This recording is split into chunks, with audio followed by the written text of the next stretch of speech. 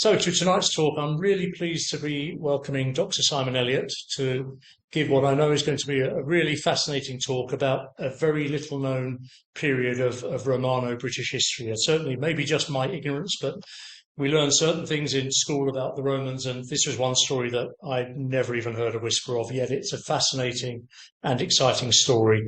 Simon is a best-selling author of many books, including one which I believe was an Amazon #1 bestseller about the Roman missing Ninth Legion, which, for those of you who know, is the legion that went wandering possibly into the wilds of Scotland, or I'm told possibly not, and was never heard of again. But he's done many other books. He's a professional historian and archaeologist. You may have seen him on many of his television appearances on Discovery and many other channels talking about history.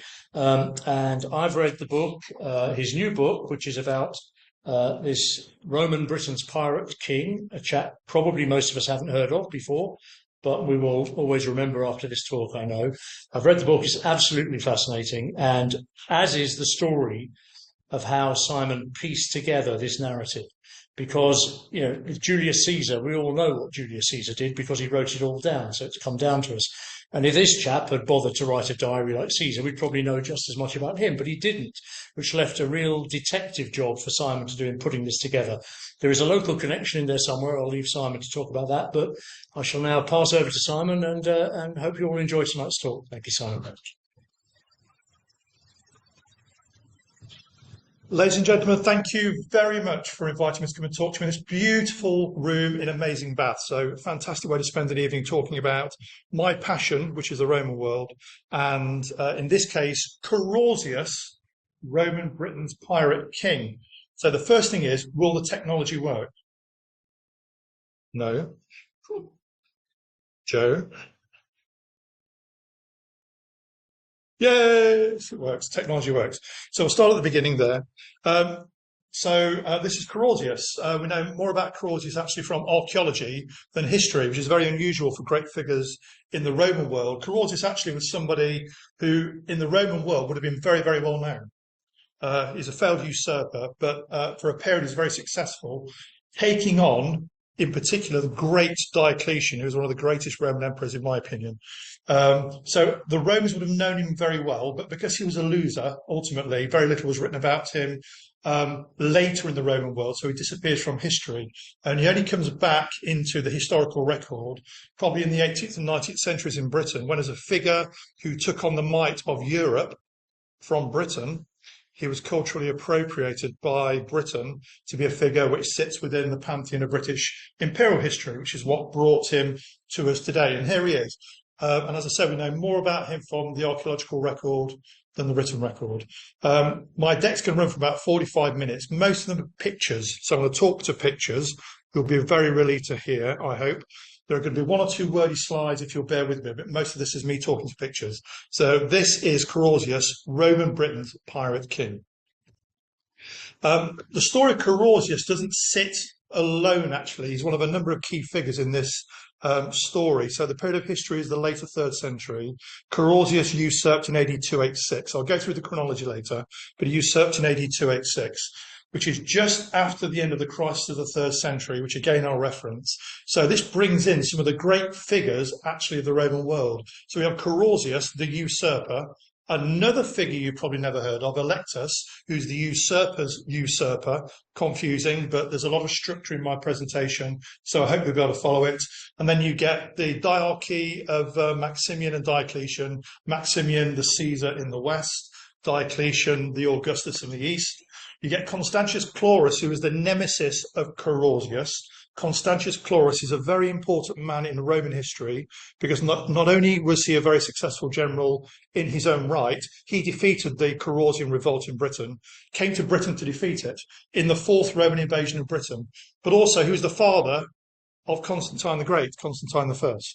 So he's one of the most important figures actually in Roman history. So you tie all these figures together and you have this fabulous story, which is almost like a sort of a Tolkien-esque tale, but real. It actually really happened. And within the story of these individuals, you have the North Sea Empire, which was founded by Carausius and then finished by Electus. and you have the fourth Roman invasion of Britain by Constantius Cloris. A lot to take in there, but the structure will help you follow it. And there's my book, Roman Britain's Pirate King, my most recent book. So this is the structure of the presentation today. I'm going to go through a bit of background. I'm going to start with the Classis Britannica. My first book was called Sea Eagles of Empire, telling the story of the Classis Britannica the first time. And the Classis Britannica was Britain's first fleet, one of the fleets founded by Augustus. I'm then going to talk about the crisis of the 3rd century, which is a major incident which sets the scene for what happens with Carausius. I'm then going to talk about part of that, the Gallic Empire, and then what we call the Diocletianic Reformation. So Diocletian drags the Roman Empire, kicking and screaming, out of the crisis of the 3rd century and reforms it right at the point when Carausius rebels. And then I'm going to talk about the sources involved, which is very important here, because this was a real detective story for me. And the sources are going to be written sources and archaeological sources, which include a lot of numismatics. Now, a lot of people love Carausian coins because they tell a story in their own right. Somebody told me, but I'll be very careful with Carausian coin study because it's the way to madness, because there are thousands of them and they're interpreted in very many different ways. But hopefully you'll see that I've used them really well in my detective story and research. And then the bulk of the presentation is going to be the chronology of the rebellion. And then finally, I'm going to talk about the legacy of Carausius. And on the right-hand side here, of course, you can see the Tetrarchy statue here from Constantinople, now in Venice, taken by the Fourth Crusade. And here you have the Tetrarchy. So there you have some of those figures from the earlier slide. You have Diocletian, and you have Maximian, and you have Constantius Cloris, and then the Caesar in the east, Galerius. So 3 of the 4 key figures in this story are actually in that image. The Classis Britannica, right, it's important in this story because it disappeared. So the Classis Britannica, Britain's first fleet, was active from about AD 50 through to about AD 250, and it disappears in the middle of the 3rd century. When you have a fleet, you can control the open ocean. So let's see if the pointer works. Yes, we do. One of the areas of responsibility for the fleet was here, the North Sea Basin. So the fleet, the Classis Britannica, stopped anybody coming over the North Sea to predate the east coast of Britain and the south coast. When the fleet disappears in AD 250, the last mention of it is on a tombstone from AD 249, and then it goes. There's nothing left to stop people coming over raiding Britain. That's a very important part of the story. A couple of images about the Classis Britannica. This is a lovely picture which used to be in the museum in Dover. It's called the Dover Patrol. So here you can see 4 Liburnae galleys deploying out of Dubris, the Roman port of Dover. Liburnae were the ships used by the Romans from about the AD 200s. So they are bireme war galleys, very small and very nippy, very good at operating along the coast and down rivers. And you can see here you've got the rams, you've got a fighting tower, etc. And here I've got 1 or 2 of my favourite blockbuster pictures from my presentations here about the Roman Empire. This is a piece of lead waste. It's actually the back you're looking at of a lead ingot. It was found near Brancaster, which is one of the very early Saxon shore forts in North Norfolk. Dates to around AD 200, so it dates to the period when the Classis Britannica fleet existed. You are looking there at the picture of a Roman war galley drawn by somebody who saw it in real life. So there you have the ram, there you have the foresail, there's the mainsail, there are the shields down the side, there's the planking. That was drawn by somebody who saw it in real life. That is a link to the deep past, which I think is absolutely beautiful. The crisis of the 3rd century, so we know the fleet disappeared in the crisis, and the fleet disappearing is a big, important part of the story. So the crisis of the 3rd century began with the assassination of Alexander Severus in AD 235 and ended with the accession of Diocletian in AD 284. And basically, it's a huge economic crash. In that period, the Roman Empire almost folded. They're faced with a number of major problems. You have multiple usurpations, a lot of civil war. You have the plague of Cyprion. So we've all just lived through COVID. We know what our experience of that was like. Well, this was a plague which lasted 20 years, right in the middle of the crisis of the 3rd century. And then militarily, you start getting the first deep penetrations over the Roman northern lines by the Germans and the Goths. And also, very importantly, the advent of the first symmetrical threat the Romans faced militarily, which means that the opponent could face them one-on-one with a good chance of winning, which was the Sassanid Persians, who emerged from AD 224. Put all those together, and you have a massive crisis, which causes economic dislocation throughout the whole Roman Empire, including in Britain and northern Gaul. And here you can see some of these predating incursions coming in from the Rhine, from the Danube, and here's the Sassanid Persians emerging here. Our area of operations, as I'll point out shortly, for Carausius and the North Sea Empire is actually right up here. But all these events I'm talking about all come together to cause the circumstances which allows Carausius to usurp, as I'll show. And here we have the depth of despair for the Romans in the middle of the crisis of the 3rd century. This is the Emperor Valerian, who's been captured by the Sassanid Persian king Shapur I. And when he's captured, he's not released. And then he's used as a footstool for the Sassanid Persian king until he dies. And then he's flayed alive and stuffed and continues to be used as a footstool. So that is the price of losing if you're a Roman emperor. That's the depth of the crisis of the 3rd century. And part of the crisis of the 3rd century was usurpations before Carausius, but it's important because Carausius and his usurpation happens only just afterwards. So this massive economic dislocation with a crisis of the 3rd century includes the Gallic Empire here of Posthumus from 260 to 274. Remember, Carausius usurps in 286. That's only 12 years after the defeat by Aurelian of the Gallic Empire. And this is the breakaway Palmyrene Empire in the east, which Aurelian also defeated. So Diocletian becomes the emperor in 284 at the point of a sword. And when he becomes the emperor, he decides he's got to do something dramatically different. He changes the whole nature of the Roman Empire. From that point, he, the emperor, is like an Eastern despot. People are kneeling before him or lying on the ground before him because he has to show that he really is the boss. There's no more trouble. So from that point onwards, if anybody causes trouble, they're going to really pay for it.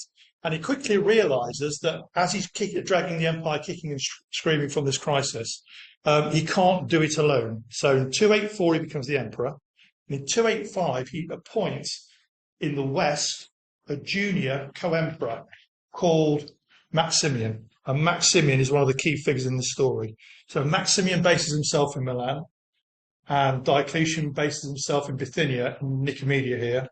Remember, this is before Constantinople is built, because there's no Constantine at the time. So this is the Roman Empire at the point where the Carausian story takes place, with Diocletian in the east and Maximian in the west. Diocletian calls himself the Augustus, the big emperor. Maximian calls himself the Caesar, the small emperor, which is interesting because for the Romans, Augustus was the best emperor, the big one that you had to emulate. In our world today, the most famous Roman is clearly Julius Caesar. It's not Augustus, who is famous, but not as famous as Julius Caesar. But in the Roman world, it was flipped. So you have an Augustus here with Diocletian in the east, and a Caesar, the junior emperor, Maximian, in the west. And then in AD 293, Diocletian realizes that he still hasn't got it right, so he has to now quarter the empire. And that's important for us because this is 293. The Carausian revolt, we're not on the chronology yet, the Carausian revolt begins in 286 and finishes in 296. So this is happening halfway through the Carausian revolt, probably as a result of the Carausian revolt in Britain. So Diocletian, realizing that even with two emperors, he still can't manage the empire, who forms the tetrarchy. So he therefore makes Maximian a fellow Augustus, and then they create two junior emperors, one each. So Galerius in the east, there's Galerius, look, he's got the Balkans, and for the first time in the narrative of the presentation, Constantius Cloris becomes a Caesar and takes this part of the empire here, which includes Britain. And this is before the Carausian revolt is defeated.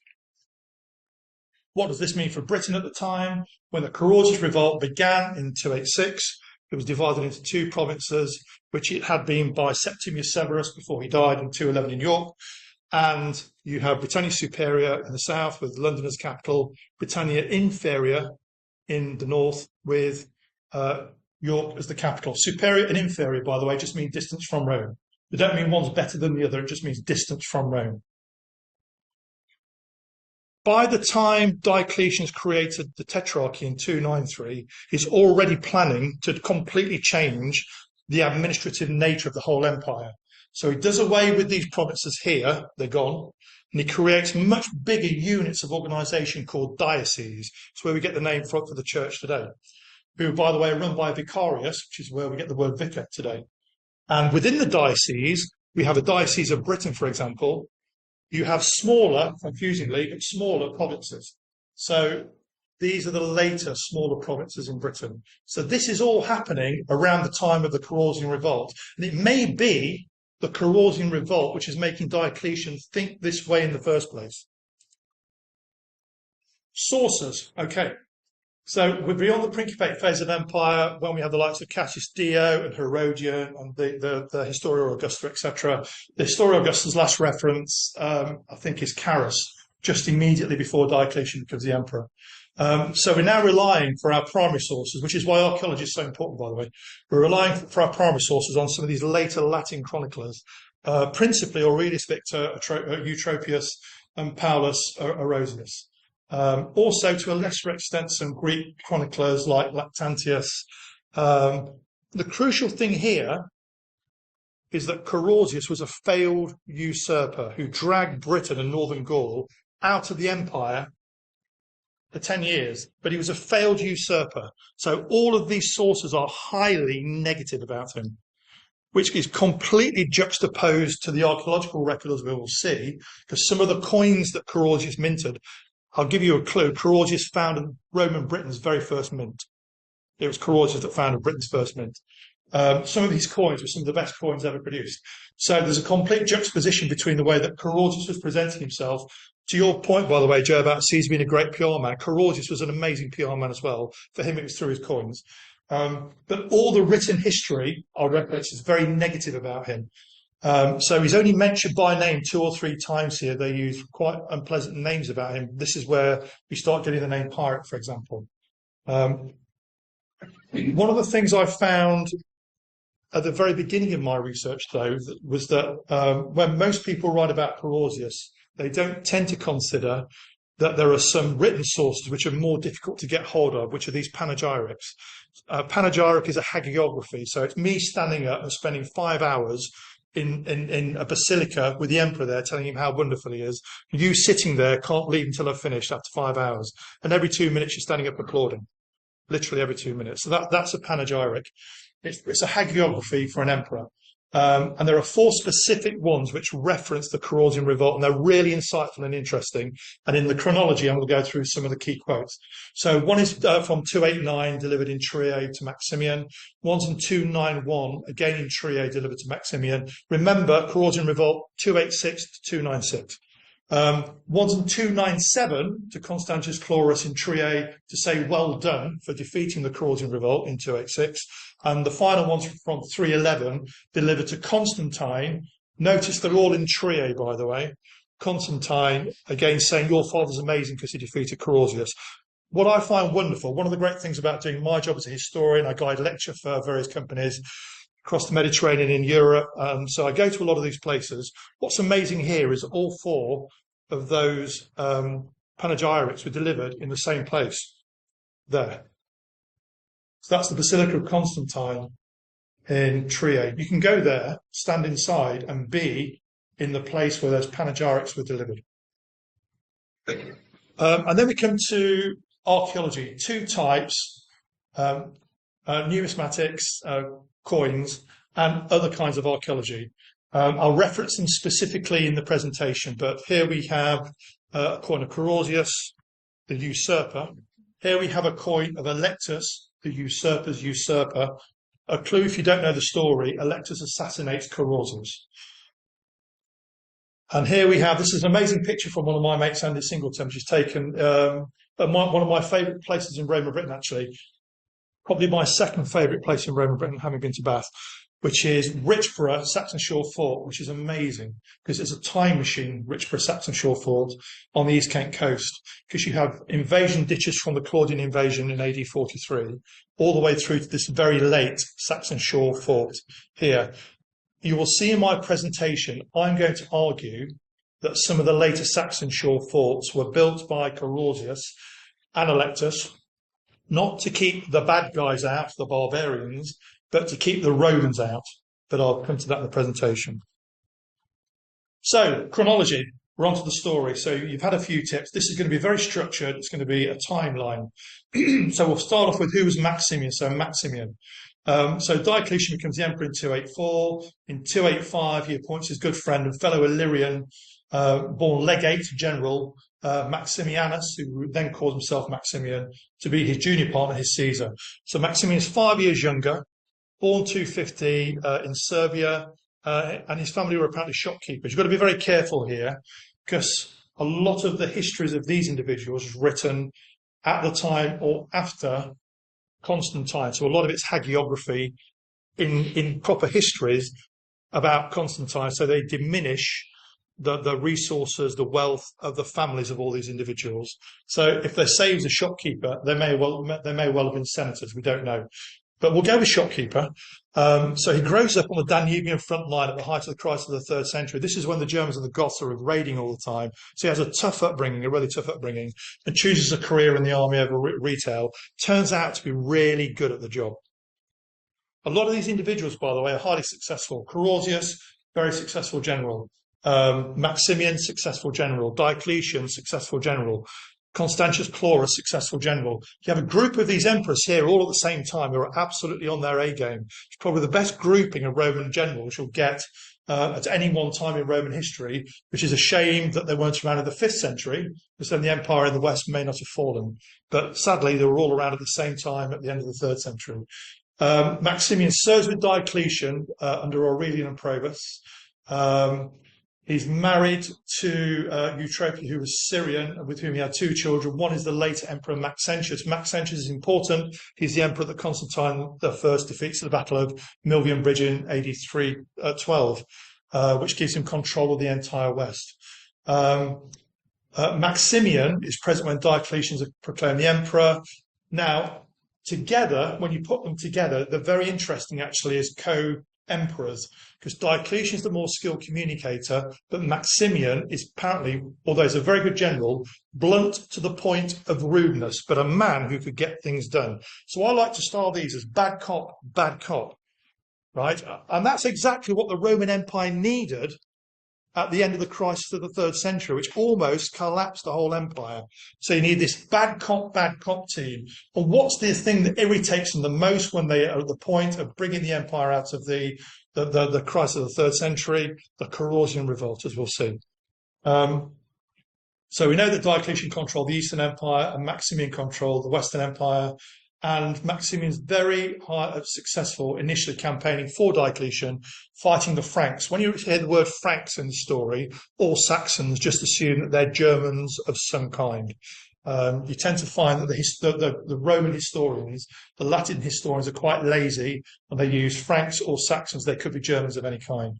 Very interestingly, in 286, just before the Carausian revolt, the troops who fought for Maximian proclaimed him an Augustus as well. Interesting, because if that had happened probably to any other Roman emperor but Diocletian, then Diocletian would have actually gone to fight Maximian. But Diocletian was very shrewd, and he thought, you know what, it's only a name. Maximian's doing a good job. Let's just try and get on with it. So together they work. And here you can see them. You've got Diocletian on the left, you've got Maximian on the right. So Diocletian's taller and thinner, Maximian's shorter and fatter. So he's almost like a mini-me version of Diocletian. And there you can see them on the coins as well. Again, see the comparison. Interesting coin. They're facing each other, by the way, which means that they're looking at each other as equals. So who was Carausius? So this is our main protagonist. Roman Britain's pirate king was Carausius. So Maximian's next task in 286 was to tackle a serious outbreak of brigandage in Gaul by Bagude rebels. So these are individuals from every level of Roman society in Gaul who've been economically dislocated by the crisis of the 3rd century, and they become rebels. So they're like highwaymen, let's say highwaymen, but on a mass scale. So Maximian turns to one of his most successful military leaders, who's called Marcus Aurelius Mauseus Carausius. So we'll ignore the rest, and from this point he's called Carausius. There's a dispute over his full name. I'm going to go with a version which appears at the top there, which is a milestone from Gallows Hill near Carlisle. The Romans were very good at recycling things, so at the point when Carausius was defeated and then Constantine I became the emperor, declared 306 in York, whoever was living there, whichever military unit was there, turned it upside down, stuck Carausius in the ground. There you can see upside down Constantine. Good recycling by the Romans. Now, Carausius, this is important, he's from the lands of the Menapi, and the pre-Roman Celtic people of the Menapi, who Caesar fought, were from the region along the coast of the continent, from the northern France to the Rhine Delta. Crucially, the Rhine Delta. And we think Carausius himself came from the Rhine Delta. So he's of humble birth, but who's very experienced as a sea captain. So put the two together. And there's already a clue here, said at the very beginning of the presentation, there's no Classis Britannica fleet at this point, right? So see if you can see where we're going now. So Carausius is a successful general and a successful, let's say, admiral, okay? And Paulus Aurelius says he's quick in thought and action, which is about as good a compliment as he's going to get. And then a new problem emerges for Maximian, and this is the North Sea being overrun by Germanic piracy after the disappearance of the Classis Britannica. Suddenly, for the first time, you're getting Germanic raiding from the far north of the German coast, across the North Sea, onto the east coast of Britain. And it's a new thing, and it's causing real problems. And you'll see, I'll give you a couple of quotes in a minute.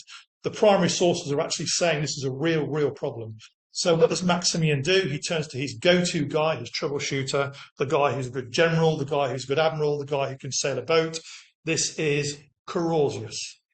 So Carausius now is given the task of clearing the North Sea of piracy. So what does he do? He builds a new fleet.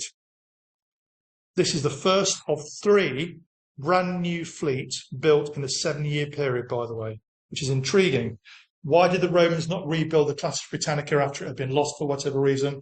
Who knows? They could have saved themselves all of these problems. Never underestimate the power of a navy.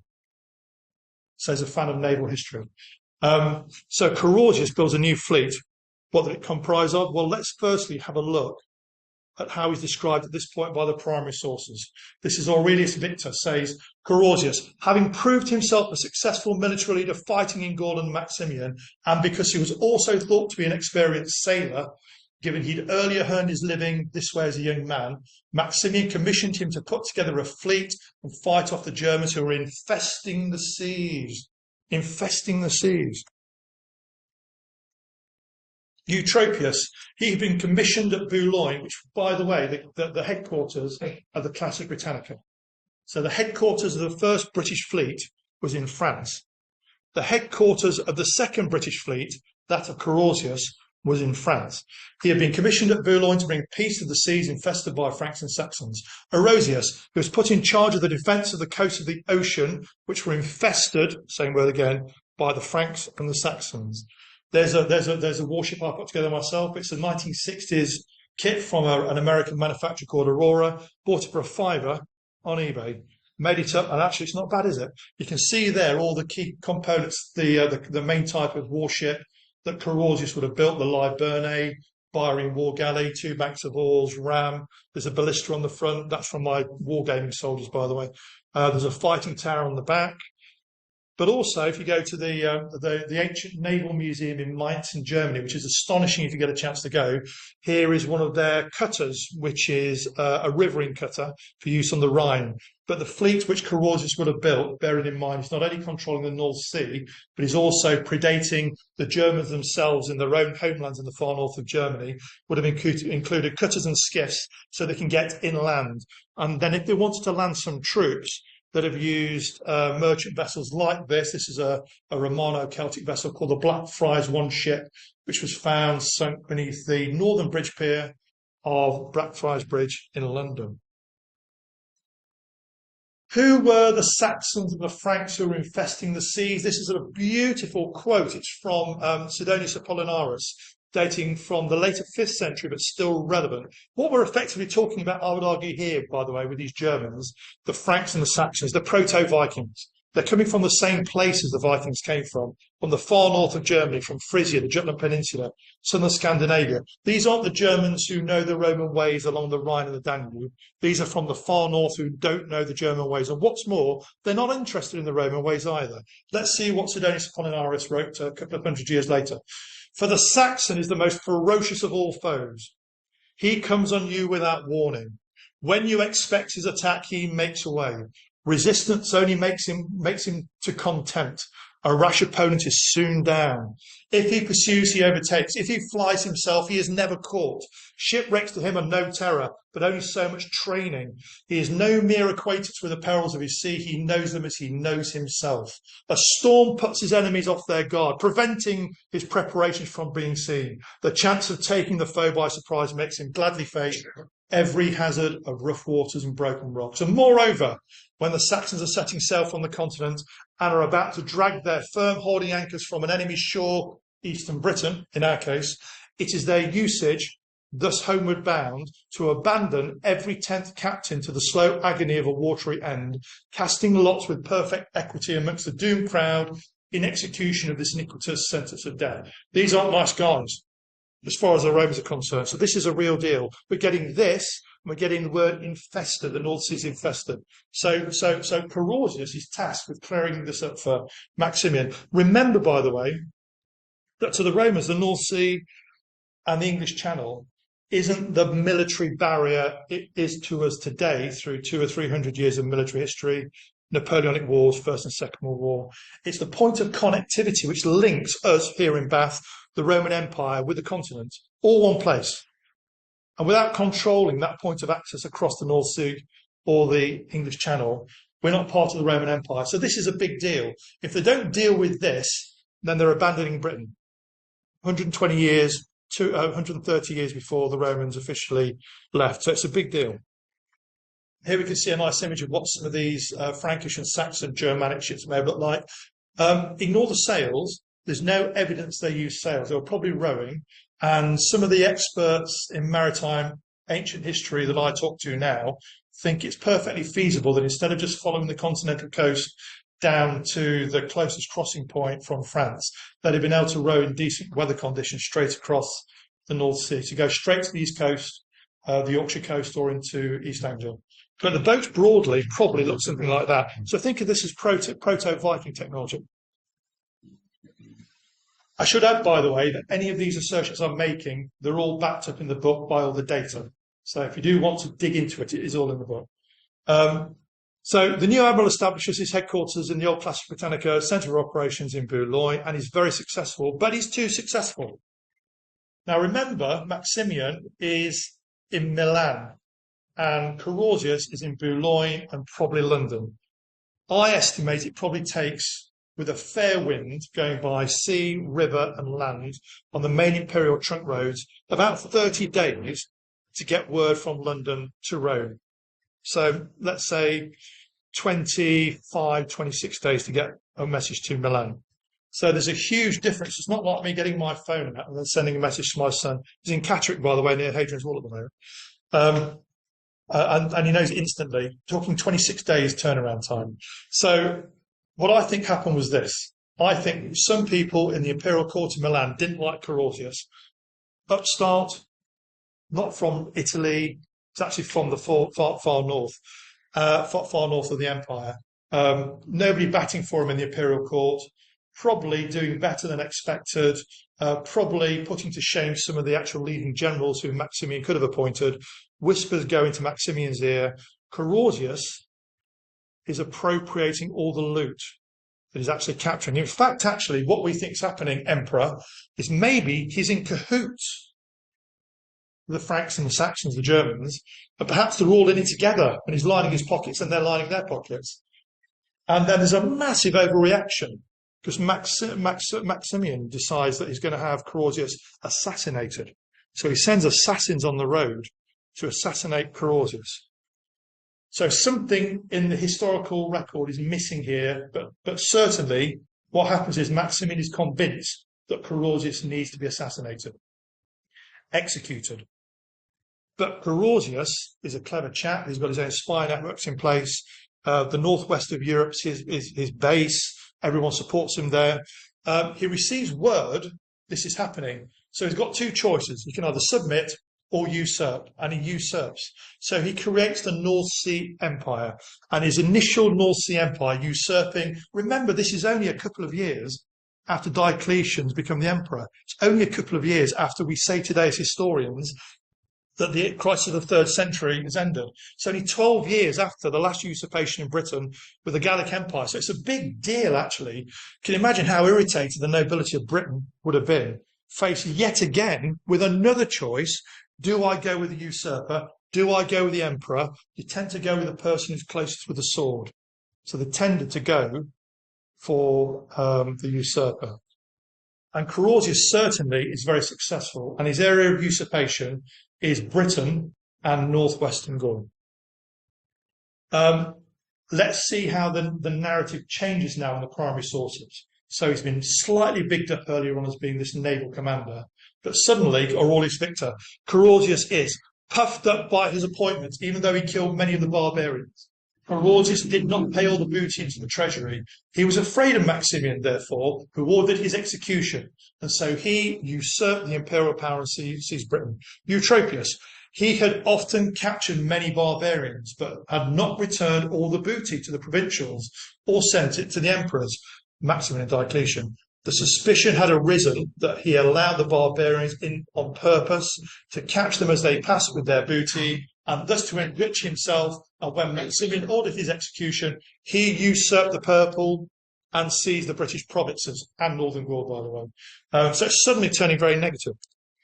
And here we can see this is an image, which is quite a good image, actually. It deliberately portrays, apparently, Carausius' Roman troops here capturing the Franks and Saxons as they're leaving with all their loot. And I've got 3 tent peg maps, which at the end of each third of the chronology, I'll just briefly recap. So here we have the story I've told to date. Maximian's here, Milan's here, Maximian's here. Here are the Franks and Saxons. Carausius usurps. This is his main area initially. Note Rouen and Normandy are in the initial area of usurpation. That's important. So what's the response of the imperial centre? Well, firstly, let's look at the troops Carausius would have had to help him usurp. Because certainly he'd need a lot of soldiers to be able to hold off what I call the imperial centre. Well, in the coins he mints, he names 10 different legions. So if we were to take that at face value, that 10 legions supported him, that's at least 55,000 men. Okay? Now, the Roman legion establishment normally is 30, 33 with Septimius Severus, 27 with Augustus after the Teutoburg Forest in AD 9, usually about 30. So that's a third of the Roman legionary military establishment supporting Carausius, which is clearly wrong. He's not going to have 50,000 full-fat Roman legionaries supporting him.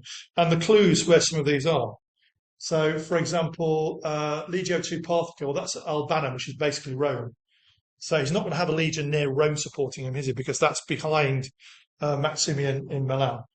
So I think, actually, this is what his initial military establishment was. And we can turn to the 297 Panagiyrix, which, remember, was given in Trier, in that basilica I've shown you, to Constantius Cloris saying, well done for defeating Carausius. This is after the event, right? After the event. In that criminal usurpation, first the fleet that used to protect Gaul was stolen by a pirate on the run, Carausius. By the way, none of the Panagiyrix name Carausius by name. They usually call him a pirate, and he's also called the Pirate King, hence my book title.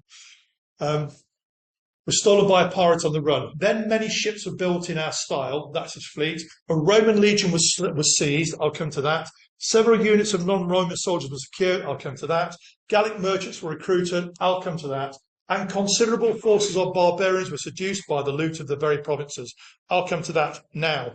So, Carausius' military establishment set out in the book is as follows, I think, at the beginning. The new fleet he's built, 4 legions, the 3 legions in Britain, which would have certainly supported him, because that was his core territory, and then 1 on the continent. I think it's most likely Legio 30 Ulpia Victrix, because that's based in Xanten, in northwestern Germany on the Rhine frontier. That's the nearest legion to the usurpation zone. I think that the reference to several units of non-Roman soldiers, they're auxiliaries.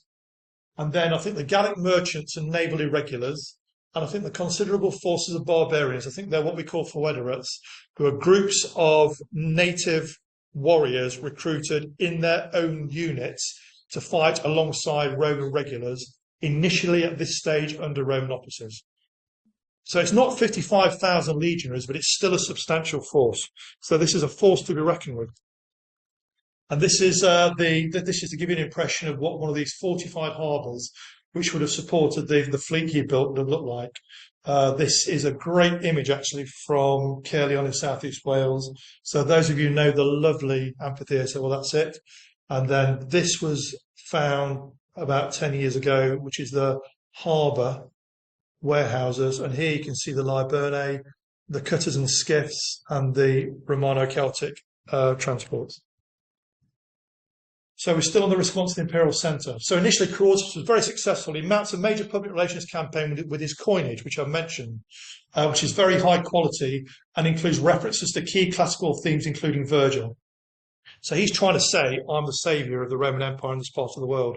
You've gone through a terrible crisis of the 3rd century.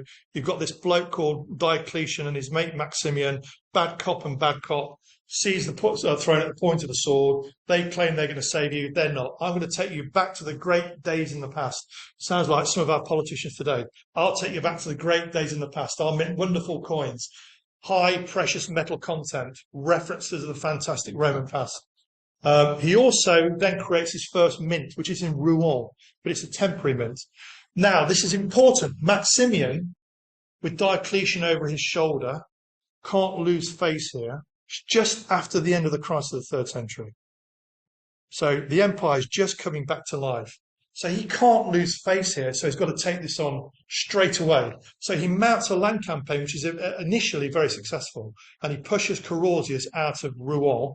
However, and this is really interesting, because this is where the historical detective story really came to life for me, he then decides that instead of taking Boulogne and then taking Britain, he's going to ignore Boulogne and he's going to go straight to Britain. I call it the Gordian knot approach. So he's taking a shortcut. So he builds his own fleet to invade Britain.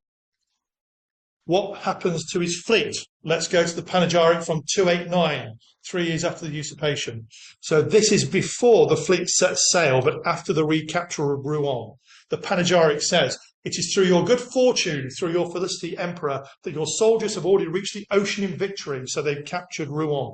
And that already the receding waves have swallowed up the blood of enemies slain upon that shore. Remember, you're going to be sitting there for 5 hours listening to this, clapping every 2 minutes. And you can't go to the loo either. Slain upon the shore. In what frame of mind is that pirate, Carausius, now, when he can see your armies on the point of penetrating that channel, which has then been the only reason his death has been delayed until now, of forgetting their ships pursuing the receding waves that give way before him? And then he says, anyone at all may easily perceive what great success is likely to await you. So he's looking to the future in your maritime venture. So if you stitch all of the primary sources together, and look at the coins that Maximian's minting at the time, which reference ships. He's building a fleet to invade Britain, but it's never mentioned again. So, what happened? Well, if his fleet had actually won, we'd know about it, wouldn't we? Because the Imperial Centre would have told us. So it disappears from history. He built a fleet in the Rhine Delta. What could have happened to it? Well, either it sets sail and is destroyed in a storm, it's defeated by Carausius, or the fleet is destroyed in port by Germans, bribed by Carausius. Around this time, Carausius is starting to recruit his own Franks to serve as his own foederats. And he could easily have bribed some of the Frankish chieftains north of the Rhine to actually, on a given night, just torch this new fleet that's being built. But for whatever reason, the fleet completely disappears and the whole thing's a massive failure. To be honest, it's the only black mark in the military career of Maximian. When I started writing this book, I actually didn't think very much of Maximian, to be honest, but he turns out to be the real deal military leader. He was very successful, apart from on that one occasion, because he built this huge fleet and he bankrupted himself in doing so. His fiscus treasury was now empty. So here Maximian now, instead of taking Carausius out, which they had to do, eventually they couldn't let it stand, they had to now wait and seek an accommodation with Carausius. So what does Carausius do with this time he's given? This is around AD 290.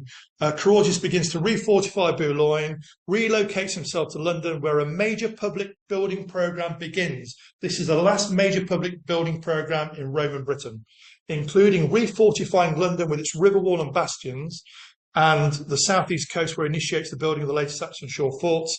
The data to support my argument is in the book, but I think it's very strong data.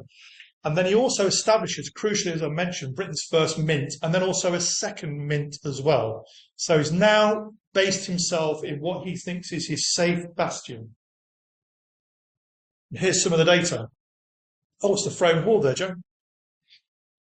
By popular demand, this is your local hoard. So this is the Frome hoard, just referencing his mint, or two mints actually in Britain. That's an amazing hoard. Look at that, 52,500 coins, of which 766 are Carausian, which is the largest single group found to date. I want to make a point about coin hoards. I'm doing good for time. I want to make a point about coin hoards. People often glamorise coin hoards, not thinking through what they mean. But I think they tell a terrible story of loss and failure, because the coin hoard is the portable wealth of an individual or a family who is forced to make a choice. As I mentioned already, in Britain fairly frequently with usurpations, do I support the new guy or do I support the emperor? And if you go the wrong way and you think you're going to get caught out, you have to bury your portable wealth, because that will give the game away, because you've got the coins of Carausius there. The fact that it's a hoard means it never was recovered. So the burying of it was a complete failure. That is the story of a disaster for a family. That's the portable wealth of the family who ultimately failed. This is part of the accommodation which Carausius was able to extract for a time from Diocletian and from Maximian. There you have Carausius, Diocletian, and Maximian on the same coin. Minted by Carausius, of course, great PR guy, but nevertheless a bold move, because he got this accommodation for some time. This is the high point for Carausius, when he thinks he may, every time he goes to bed, he'll have another glass of wine, and as he slips asleep, he'll think, you know what, I might just be able to pull this off. But what do you think Maximian's thinking when he goes to bed and has his last glass of wine? He's thinking, I'm going to get you. I'm not going to forget what's happened here. I can't lose face. Remember, Diocletian's probably thinking around this time, maybe because of the Carausian revolt and the problem Maximian is having snuffing it out. Maybe this is what's making Diocletian start thinking about the tetrarchy. Maybe a diarchy is not working. I may need four instead. To my point about the Saxon shore forts, so this is the finest survival, that's Porchester. And the ones I think were built by Carausius, I think probably they were started by Carausius, the usurper, and finished by Electus, the usurper's usurper. But the ones I think, so Brancaster's there, I mentioned earlier with the lead ingot, that's from very early in the 3rd century. Reculver there is very early in the 3rd century. Richborough, I think, Carausian. Dover, the late Saxon shore fort, was Carausian. Limney, the worst one, because it fell down a slope straight away. I think that's Carausian. Pevensey, I think that's Carausian, and then Porchester, I think, are Carausian. This is the land wall of Roman London being built. It's a lovely image, by the way. Sorry, the river wall. The land wall was built by Septimius Severus around AD 200. But there was no river wall, so it wasn't a defensive circuit. I think it became a defensive circuit when it was completed by Carausius or Electus to keep the imperial centre out.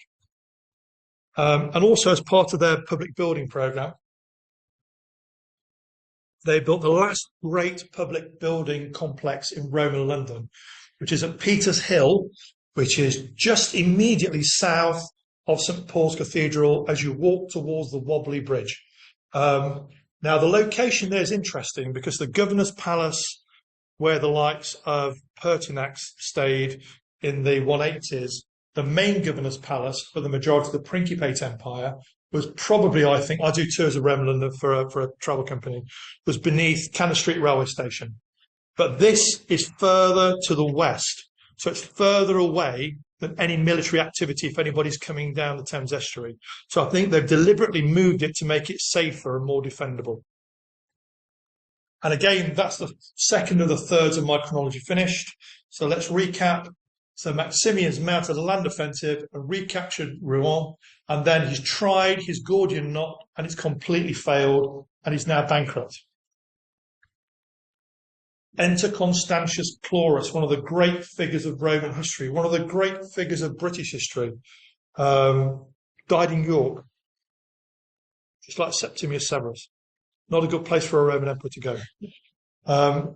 So Maximian and Diocletian are still determined to recapture Boulogne in Britain. They've established the Tetrarchy. I've put the Tetrarchy map there again for you, so you can see that Constantius Cloris is the junior emperor in the west, reporting to Maximian in Milan. He's based in Trier and has Britain and Gaul. Who was Constantius Cloris? Well, that's the guy at the top right. I think it's an amazing image, by the way. It's like a serious chap to me. His original forename is unknown. Though when appointed Caesar, he adopted the name Gaius Flavius Valerius Constantine. He was called Constantius Cloris because he's got a very pale skin. So actually, the Cloris is a classic Roman cognomen. Born in Illyria, so the same part of the world as Maximian and Diocletian. Father a nobleman. Later, Constantinian histories said that the family was poor, but it wasn't a poor family at all, actually. They were pretty wealthy. And his mother was a niece of the Emperor Claudius II. Joined the military at a young age, just like Diocletian, just like Maximian. Was highly successful, just like Diocletian, just like Maximian. By the reign of Aurelian in the 270s, was a member of the Emperor's Military Advisory Council, and then was made a governor for the first time by Carus immediately before Diocletian becomes the emperor. Supported Diocletian in his bid for power, and then became the Praetorian Prefect, so the head of the Praetorian Guard for Maximian in Milan. And he was deployed as a full-fat general and made a name defeating Franks, who at this time were beginning to cause problems because of the Carausian revolt. He was tasked by Maximian with defeating the North Sea Empire. In 293, he immediately besieged Boulogne by sending a force firstly to the Rhine to secure his rear from the Franks. And then he besieged Boulogne, and he was really clever. I've just written a book about Alexander the Great, and I was writing about the mole that he built to besiege Tyre. Well, Constantius Cloris built a mole right across the harbour and the estuary in front of Boulogne, and trapped about a third of the Carausian fleet in there. Very quickly, the soldiers who had previously been loyal to Carausius surrendered. So Boulogne had fallen. This is a terrible PR disaster for Carausius. And shortly afterwards, the pirate king is no more. He's assassinated by a chap called Electus. One of the stories about the assassination says that Electus waited until he was in his bath, a copper bath, and then stabbed him through the eye with a stylus. What a way to go. The pen was mightier than the sword. Electus takes over the remaining region of the North Sea Empire and starts minting his own coins. So the North Sea Empire is continuing, even though the pirate king is dead and there's a new pirate king, or the usurper's usurper. However, Electus is not very popular, as we'll see in a minute. He's abandoned largely by his own military. The legions go back to barracks. So he hires huge numbers of Germanic, they're called Franks, foederats, mercenaries to fight for him. And also, the fleet appears to remain loyal because many of his coins have the image of a war galley on them. We know next to nothing about Allectus. So we know very little about Carausius, to be honest. Well, we know nothing about Allectus. This has been exacerbated because of the way this has been portrayed in history, where he's often talked down in contrast to Carausius, who's often talked up. His name Allectus has no real parallels, apart from two references to a similar name in the 4th century, which are adlectus, which I think is very interesting. This is a new thing in my book, actually.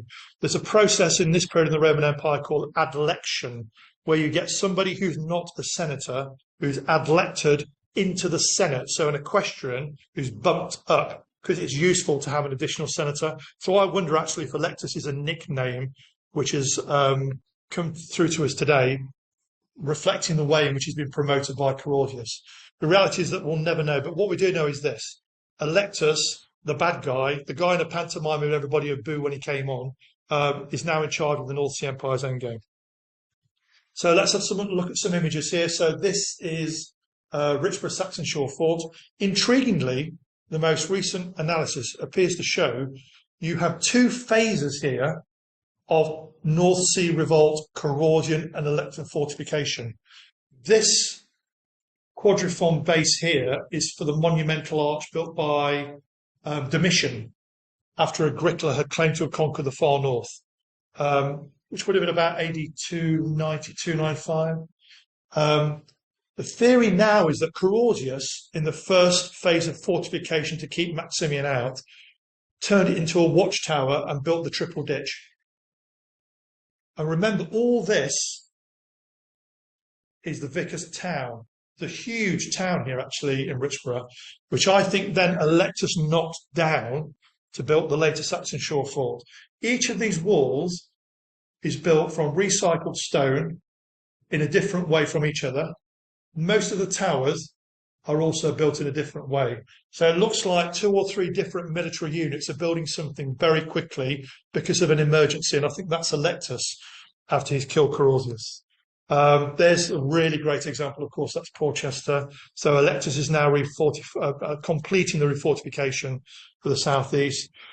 So this time as well, either late Carausius or certainly Allectus, that the bastions are built onto the outside of the land wall in London as well. And again, intriguingly, some are built in a different way to others. So those on the western side are hollow and those on the eastern side aren't. So again, it looks like there are 2 different military units building these very quickly. And by the way, building the bastions turns what is a fairly substantial wall anyway into something that's almost impregnable, because with ballista and bowmen, you can enfilade down the sides here at anybody approaching the wall. It's elite military technology of the day, actually. So we're almost finished. Allectus garrisons London with half his Frankish mercenaries and then deploys the rest on the south coast. So I don't think Allectus is daft, actually. Either he or his military leaders do know what they're doing. They know that the Romans are going to invade from the southeast somewhere. They've refortified the fort system on the coast. They put some elite structures in place. So they appear to know what they're doing. He also deploys the fleet near the Isle of Wight because he knows that one of the things the Romans could do is bypass the westernmost of his Saxon shore forts at Porchester and come in behind. So he puts his fleet in position to ambush them off the Isle of Wight. Now, Constantius Cloris is probably getting intelligence about this, and he's absolutely on his A game. So this is a great Roman general, as on his A game as Paulinus was when he defeated Boudicca. It's one of the great military performances in British history. The 4th Roman invasion of Britain. It's a bit like the Normandy invasion, actually, in June 1944, because it involves fates, as we'll see. So Constantius Cloris knows he has a difficult task and plans a 2-pronged invasion in AD 286. 1/3 of the fleet and the army with him sail down the Thames estuary and make it known they are there. So this fixes at least 1/3, I estimate, if not half, of Allectus's Frankish mercenaries in London. But the main blow, actually, this is a feint, the main blow is going to come into the Solent under the command of his Praetorian Prefect, I'm not going to pronounce his name because I'll get it wrong. I'll just call him the Praetorian Prefect. So the Praetorian Prefect has 2/3 of the fleet, 2/3 of the army, and he goes into the Solent around the back. And he's lucky, or he's a genius, because he avoids the ambush with Allectus's British fleet because he uses fog. Quite British, really. Uses fog. And he manages to land unopposed in the Solent. But then he burns his boats deliberately to send a clear message he's not going home. By the way, this is the main field army in Europe, so it's the best Roman army going, far better than anything Allectus has got. All Allectus can do is gather the Franks who are left along the south coast. London's too far away. Apparently, he also tries to recruit some militia from the locals who are called red-haired by the primary sources, indicating they were British.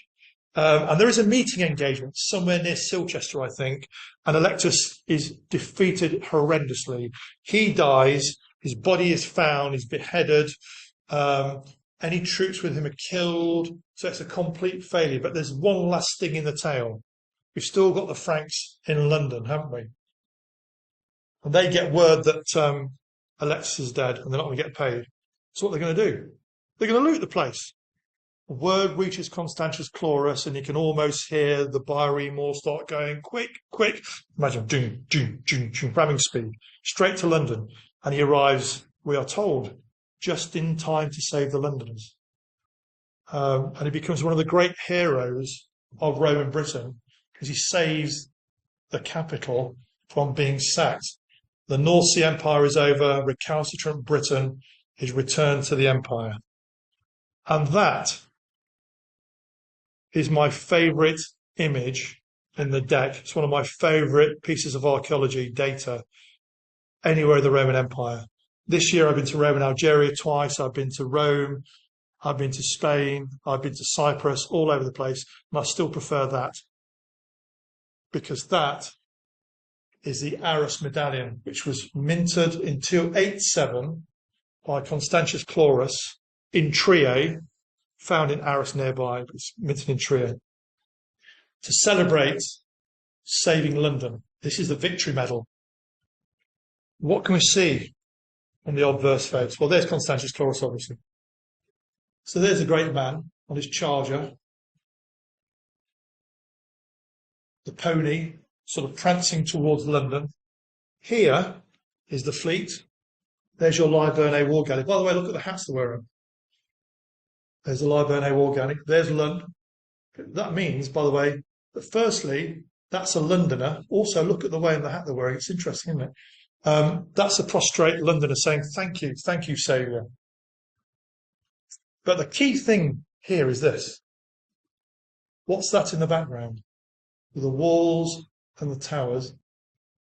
That's the first ever physical representation ever made of London. So you're looking at London through the eyes of somebody who saw it at the time. I just think that's astonishing. Makes the hairs on the back of my neck stand up. But we don't only have that to tell us this story. I'll finish with one Panagiyrix, which is the 297 Victory Panagiyrix, which is, this is probably hour number 4.5. So you've been there 4.5 hours. Your hands are hurting. You've clapped so much. But you've got to do it again. Stand up. Because here we have been delivered to Constantius, telling him how wonderful he was for saving London. And so it was fitting that as soon as you stepped onto that shore, a long-desired avenger and liberator, a triumphal crowd poured forth to meet your majesty from London. And Britons exultant with joy came forward with their wives and children, venerating not you alone, whom they gazed at as one, who had descended from heaven, but even the sails and the oars of that ship which had conveyed your divinity. And if you're a Roman and in Trier, you're clapping a lot now, by the way, and prepare to feel your weight upon their prostrate bodies as you disembarked. Nor is it any wonder if they were carried away by such joy after so many years of miserable captivity. Boo. After the violation of their wives. Boo. After the shameful enslavement of their children. Boo. After they were free at last. Hallelujah. At last Romans, at last restored to life by the true light of the empire. Fantastic. Speaking down to us from the ages. A story which has been lost, really. about this North Sea Empire, which, as you can see now, is a crucial part of British history, because I want to talk about the legacy very briefly. So this is the third wrap-up slide, and you can see here now, Caesar, Constantius Cloris, Rouen has gone, captures Boulogne, here's his invasion, fixes Electus in place in London, and there's a knockout blow through the Solent. So the legacy, this is the last wordy slide, and then 2 pictures and then finish. So the legacy, Britain now is back on the Roman map, having last been mentioned in detail by contemporary historians in the context of Severus, and that's his campaign in Scotland in 209 and 210. So to this point, probably because of the crisis of the 3rd century actually, Britain's not mentioned much at all anywhere, so it disappears, almost like it's been lost to memory for the Roman centre. It's part of the empire, but it's clearly beginning to lose its importance. But that's beginning to change now, because Maximian and Diocletian set the precedent that losing the provinces there is reputationally unacceptable now, because they've had to do such drastic things to stop the crisis of the 3rd century. They can't then have a major PR disaster to undermine them, so they've got to commit to Britain. So Britain stays part of the official Roman world for at least another century, which it might not have done, as I set out in the book, later helping feed Gaul when Germanic raiding leads to severe economic depredation in the late 4th century AD. So also Britain staying part of the Roman Empire helps keep a lot of the rest of the northwest also part of the Roman Empire. Meanwhile, Constantius Cloris, who's bumped up to Augustus at the beginning of the 4th century, campaigns again in Britain. He comes back in 305, fighting the Pictish Confederation, one of the first times the Picts are mentioned in history, by the way, later joined by his son Constantine. Victorious, Constantius Cloris gets the title Britannicus Maximus II, because he's already got Britannicus Maximus I, because he defeated Carausius and Electus. However, he then dies later that year on his return in York. Legio VI Victrix, the York-based legion holding the northern frontier, declared Constantine the emperor, and the rest is history. So that's where the story of the later Roman Empire begins. Like this. 2 slides left. This is the gradual west to east conquest of Constantine, starting off being the emperor in the northwest, defeats Maximian, the whole west, by 324, defeats Licinius, the whole Roman Empire, begins major reforms of the Roman military, and begins the Constantinian dynasty in full. So the next time you go to the Forum Romanum, or rather the foot of the Forum Romanum, you look at the amazing Arch of Constantine. Just remember that the story of that arch begins with Belgium's most famous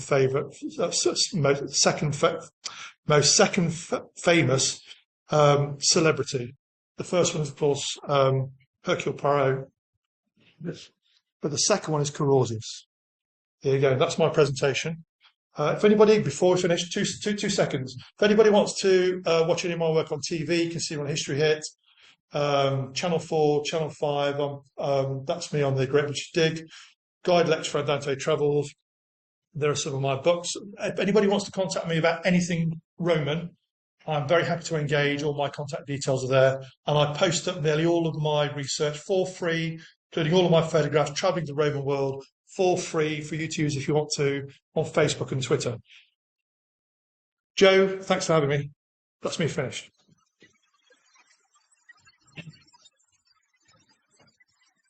Yeah. I'm going to stop there. I'm not doing the technology now. Yeah, so hopefully it's working. Well, first of all, thanks, Simon. I think I certainly enjoyed that, and thanks for shining a light on really a very little-known period of Romano-British history, and it's a great story, so it deserves to have that light shined upon it. So we're going to go to any questions now. I know we've got a few already on the Zoom chat, so I'll ask you to step back in, Simon. For the benefit of people on Zoom, when there's a question from the audience that won't be heard very well on Zoom, if you wouldn't mind just paraphrasing it, just in brief. Any questions, please? Madam.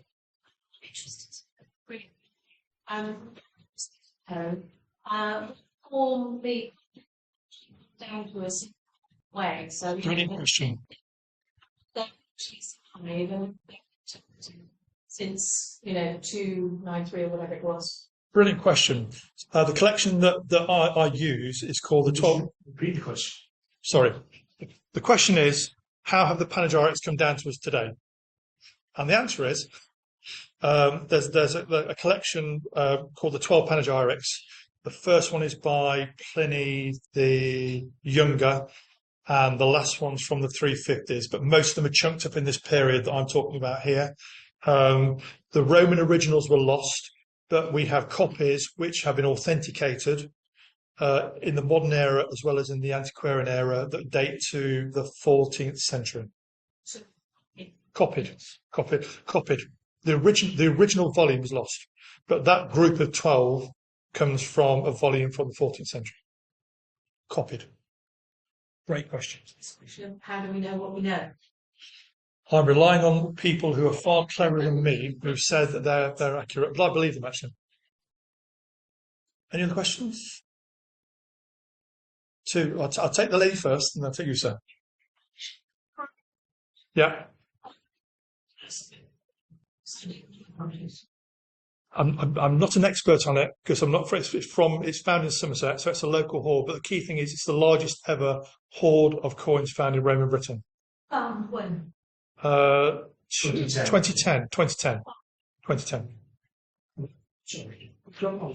I read about this when I was inviting Simon. In fact, it was through organising this talk that it made me look into the Frome hoard. It was incredible. It was found, I believe it was found in a sort of an urn or a vase or something that had a narrow top, and there were just thousands of these coins piled inside it and gradually excavated. I think that it was found by metal detectorists who thought they'd found 2 or 3 coins, and then the further down they went, more and more coins appeared. And I believe it was said to be worth about £5 million at least. And so, yeah, so that's the Frome hoard. Stay there. Next question.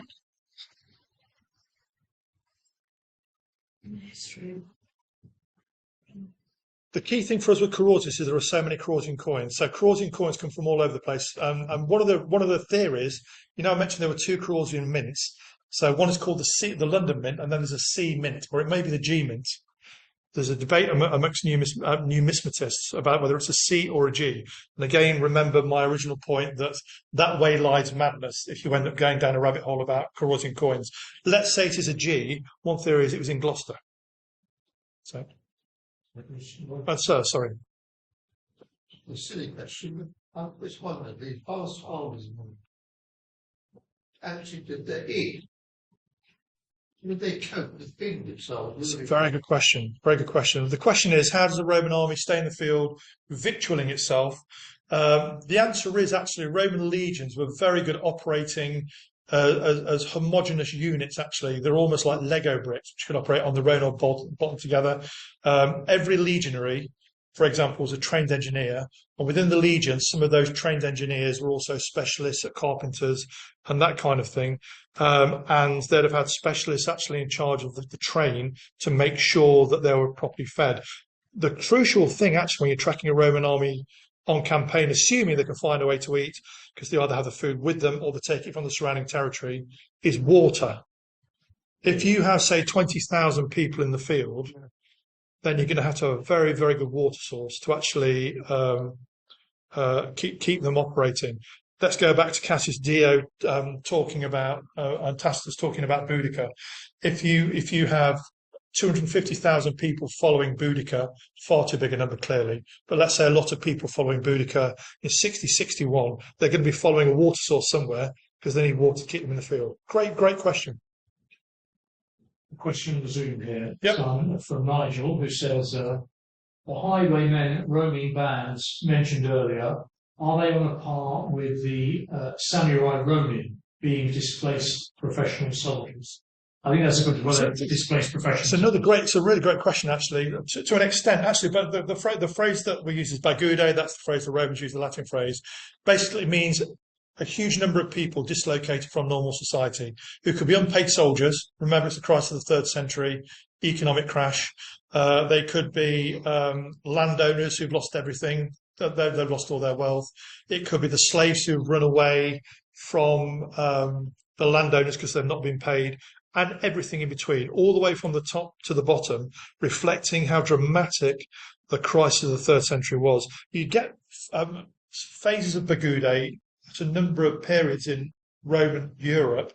And one theory we have is that one of the reasons why some of the Britons may have evacuated the east and south coast at the beginning of the 5th century to go to Brittany, the Armorica Peninsula, hence it being called Brittany, is because Bagudae raiding basically depopulated the area. So it's a big issue, actually. And if the Romans actually were appointing a serious general like Maximian or Carausius to deal with it, then it was a big deal. Great question. Another one here on Zoom from Daisy. She's one of many people on there who says, "Thank you, fantastic lecture. I was wondering how much evidence there is of Carausius' success against the Frankish pirates before his usurpation. In other words, I guess the question is, how do we know he was successful against the Frankish pirates?" Firstly, in terms of the archaeological data, none. So the answer is purely there, what we're being told through the negative spin with the written histories. It's a good point to make there as well. Great question, Daisy. Go back to the very beginning. All that written data is negative because it's from the Imperial Centre, written by winners. The loser doesn't get a look in. Anyone else in the room want to ask a question? It's one more Nigel again, really, more of a comment, really. He says, Cloris seems to have travelled the same progression as Severus. Really a question mark. Yeah, so it is a question. I'd say no. I think Septimius Severus was one of the most successful Roman emperors, actually. I'm a big fan of Septimius Severus, by the way, if anybody knows me. So I think Severus was probably, in terms of my Roman emperors, probably one of the top 3 and one of the most successful Roman emperors.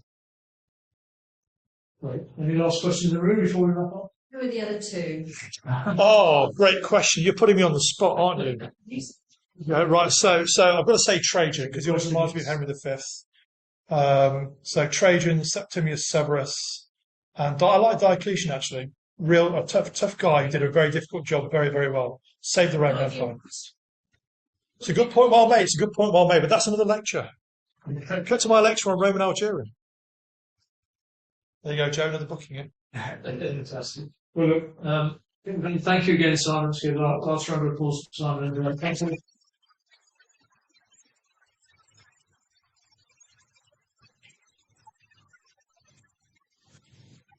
Happy to sign any books.